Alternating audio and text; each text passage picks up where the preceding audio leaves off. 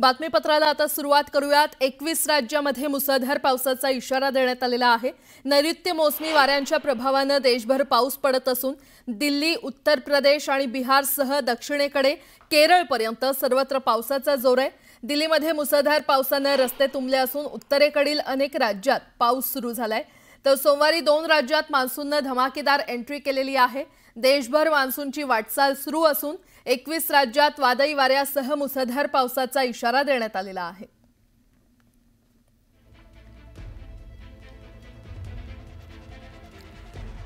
दरम्यान हवामान खात्याने आजही मुंबईसाठी येलो अलर्ट जारी केलेला आहे। आजही मुंबईत मुसळधार पाऊस पडण्याचा अंदाज हवामान खात्याने वर्तवलाय। काल पडलेल्या मुसळधार पावसामुळे मुंबईतल्या अनेक भागात पाणी साचलं होतं।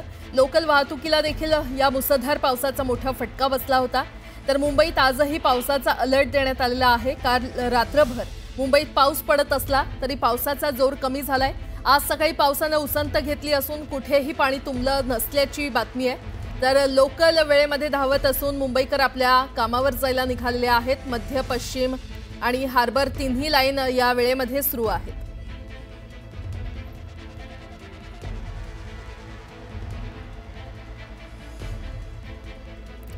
आणि या संदर्भात अधिक माहिती देत आहेत आमच्या प्रतिनिधी प्रणाली कापसे आपल्यासोबत जोडल्या गेलेले आहेत। प्रणाली, काल मुंबईमध्ये दिवसभर मुसळधार पाऊस पडला, आज काहीशी उसंत घेतलेली आहे, सद्यस्थिती काय आहे आता पावसाची? मुंबईमध्ये आज सुद्धा ढगाळ वातावरण आहे खरं तर, परंतु ते कालच्या तुलनेत खूपच कमी आहे। सगळ्यात महत्त्वाचं म्हणजे की मुंबई हे सतत धावणारं शहर आहे। काल रात्रभर जरी पाऊस होत असला तरी पावसाचा जोर खूपच कमी झालेला होता। त्यामुळे आज दादर मार्केट असेल किंवा मुंबईची लाईफलाईन लोकल जी आहे ती अगदी सुरळीत सुरू आहे। मी सध्या मुंबईच्या दादर स्थानकावर आहे, ज्या ठिकाणी रोज जे चाकरमानी आपल्या कामाच्या दिशेने जाण्यासाठी मुंबईच्या पश्चिम उपनगराकडे जायला निघतात, त्यांची लोकल सेवा जी आहे ती अत्यंत सुरळीत सुरू असल्याचं आपल्याला बघायला मिळतंय। परंतु काल जो काही पाऊस झाला त्या पावसानंतर आज मुंबईकर जे आहे ते कमी प्रमाणात घराच्या बाहेर पडतायत असं दिसतंय। कारण आज सुद्धा अंदाज घेऊन, पावसाचा अंदाज घेऊन मगच मुंबईकर बाहेर पडतील असं दिसतंय। खरं तर पश्चिमेकडे जाणारी जी वाहतूक आहे ती तुलनेत कमी असते, शहर परिसरामध्ये जाणारी वाहतूक जास्त असते। पण असं असलं तरी शहर परिसराकडे जाणाऱ्या ज्या लोकल आहेत त्या सुद्धा आपल्याला कमी प्रमाणामध्ये दिसत आहेत। म्हणजे लोक फारसे, खरं तर सकाळच्या सत्रामध्ये लोक मोठ्या प्रमाणावर भरभरून या लोकल ज्या आहेत त्या मुंबईच्या शहर परिसराकडे जात असतात। परंतु आज तुलनेत थोडीशी लोकसंख्या जी आहे या लोकल ट्रेनमधली प्रवाशांची संख्या ती कमी दिसतीये। कारण काल जो काही पाऊस साधारणतः 9 वाजेपासून 11 वाजेपर्यंत पडलेला आहे, त्यांनी आजपर्यंतची रेकॉर्ड तोड आपण असं म्हणू की वर्षाव केलेला आहे। आणि खरं तर मुळातच म्हणजे आपण जर बघितलं तर इतिहासात कदाचित पहिल्यांदाच मे महिन्यामध्ये इतक्या मोठ्या प्रमाणावर पाऊस पडला असेल, ज्याची नोंद जी आहे ती 70 वर्षामध्ये पहिल्यांदा इतका पाऊस मे महिन्यात झाल्याची नोंद करण्यात आलेली आहे। त्या पार्श्वभूमीवर आज सुद्धा अलर्ट देण्यात आले। कोकण किनारपट्टी असेल, मुंबई, ठाणे, पालघर हा जो संपूर्ण परिसर आहे या आणि त्यासह कोकण जो आहे याला सुद्धा आज अलर्ट देण्यात आलाय। आज सुद्धा जोरदार पाऊस होण्याची शक्यता वर्तवली गेलेली आहे। ढगाळ वातावरण आहे, परंतु निश्चित कालच्या तुलनेत आज उजेड जो आहे तो जास्त आहे आणि त्यामुळं कालच्या तुलनेत आज वातावरण जे आहे थोडंसं उघडीप पावसानं सुद्धा दिलेली आहे आणि प्रकाश सुद्धा कालच्या तुलनेत आज जास्त आहे। आणि त्यामुळं आज जरी पाऊस झाला तरी तो कालच्या तुलनेत कमी असेल असं दिसून येत आहे सध्या तरी। प्रणाली, धन्यवाद या संपूर्ण आढाव्यासाठी, या माहितीसाठी। दरम्यान आणखीन एक मोठी बातमी, कालच्या मुसळधार पावसानंतर वरळीतील ॲक्वा लाईन मेट्रोच्या आचार्य अत्रे स्टेशनवर पाणी शिरलं आणि काही दिवसांपूर्वीच ही मेट्रो सेवा सुरू झाली। त्यानंतर अवघ्या काही दिवसात स्टेशन पाण्यामध्ये बुडाल्यानं या कामावर प्रश्नचिन्ह उपस्थित झालेत। दरम्यान यात जे नुकसान झालं त्याला जबाबदार कोण असा सवाल आता विचारला जातोय। मेट्रोचे आधी ट्रायल रन घेण्यात आलं होतं, असं असताना देखील जर मेट्रो स्टेशन असुरक्षित असतील तर कालच्या घटनेची जबाबदारी कोण घेणार असा प्रश्न उपस्थित होतोय।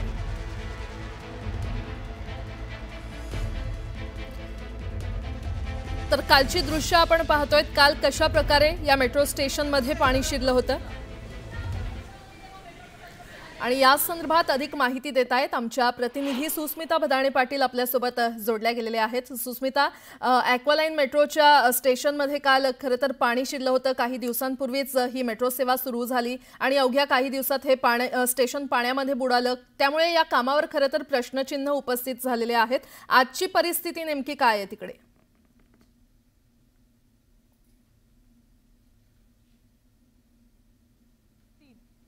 असुरक्षित आहे का असा प्रश्न मुंबईकरांच्या मनामध्ये आला असेल, परंतु तशी परिस्थिती नाही।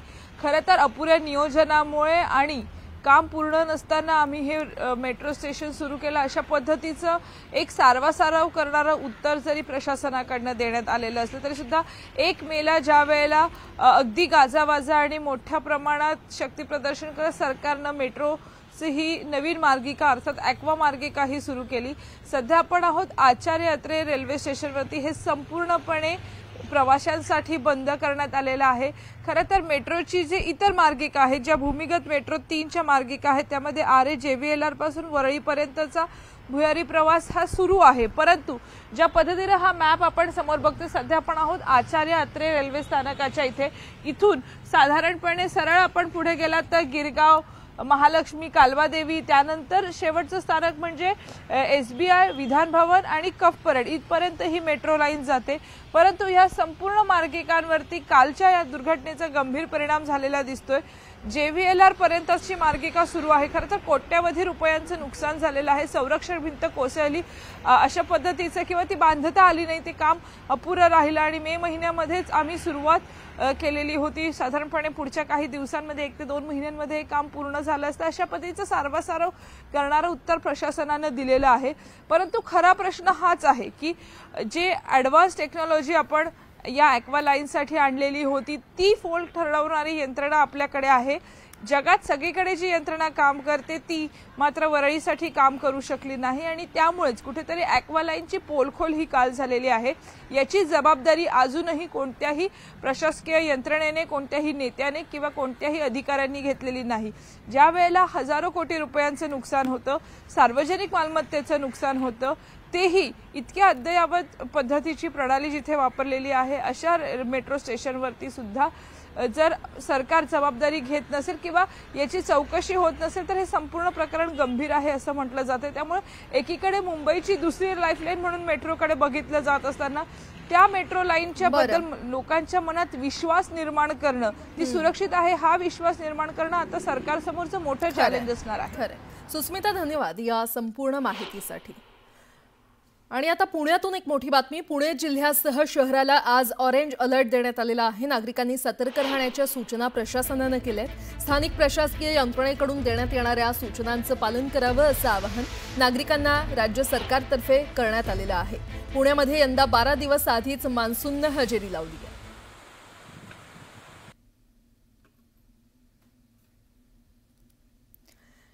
तिकडे सोलापूर जिल्ह्याला देखील पावसाचा तडाखा बसलाय। तुळजापूर बार्शी रोडवर महाराष्ट्र राज्य परिवहन महामंडळाची बस पुराच्या पाण्यात अडकली। ओढ्याला पूर आल्यानं बस बोगद्यामध्ये अडकली। दरम्यान बसमध्ये पाणी शिरल्यामुळे बस बंद पडली। अग्निशमन दलानं आणि पोलीस प्रशासनानं प्रवाशांना बाहेर काढलं, त्यामुळे मोठा अनर्थ टळलाय।